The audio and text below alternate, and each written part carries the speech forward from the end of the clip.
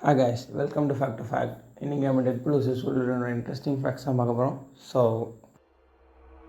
ஆரம்பிக்கலாங்களா? Deadpool 3 move எடுக்கிறதுக்கு Ryan ரெனால்ட்ஸ்க்கு Kevin ஃபீகோ நிறைய ஐடியா இருந்தாலும் ஆனால் எதுவுமே ஒர்க் அவுட் ஆகலை.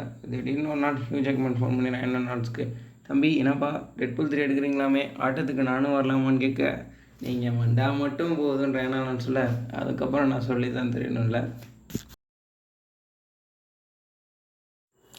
டெட்பூல் அண்ட் வுல்வரின் மூவியில் ரயன் ரெனால்ட்ஸ் அவரோட மொத்த குடும்பத்தையும் உள்ளே இறக்கிட்டாருன்னு தான் சொன்னோம். அவருடைய ஒய்ஃப் பிளேக் லைவ்லி லேடி டெட்பூலாகவும் அவருடைய பசங்க கிட்பூலாகவும் பேபி பூலாகவும் ஹெல்ப் பண்ணியிருக்காங்க. படத்தோட ஸ்டார்டிங் சீனில் நம்ம லோகனோட ஸ்கெலிட்டனை வச்சுக்கிட்டு நம்ம டெட்பூல் டிவி ஏஜென்ட்ஸோட ஃபன் பண்ணிட்டு இருப்பார். அப்போ கூட அந்த பாய் பாய் சாங் வரும், அது யாராலையும் மறக்க முடியாது. இன்னும் மண்டையில் ஓடிட்டே இருக்குது.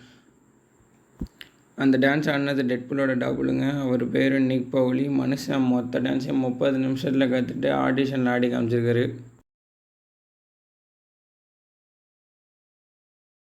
கெசன்ட்ரா நோவா வந்ததாங்கலாம் எம்மா க்ரோனின் அவங்க மறுபடியும் நடிக்க போகிறோன்னு நினச்சோன்னா ஃபுல்லாக ஒரு க்ரீன் செட்டுக்குள்ளே நடிக்க போகிறோன்னு நினச்சாங்களா. ஆனால் மேக்ஸிமம் இந்த படத்தை அவுட்டோரில் செட்டு போட்டு தான் ஷூட் பண்ணியிருக்காங்க.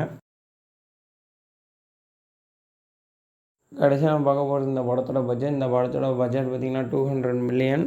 ஆனால் கண்டிப்பாக அதுக்கு மேலே தான் செலவாயிருக்கும். ஆனால் பாக்ஸ் ஆஃபீஸில் 900 மில்லியன் அடிச்சு நொறுக்கிட்டு போயிட்டுருக்கு. கண்டிப்பாக 1 பில்லியன் அடிச்சிடும். So that's it for today guys. கொஞ்சம் ப்ராப்ளம் தான் பேசியிருக்கேன். ஸோ அடுத்து நம்ம என்ன கண்டென்ட் பண்ணலாம், anime, web series, movies, games எதாவது இருந்தாலும் கமெண்ட் பண்ணுங்கள், நம்ம அதை பற்றி பேசுவோம். So tata bye by.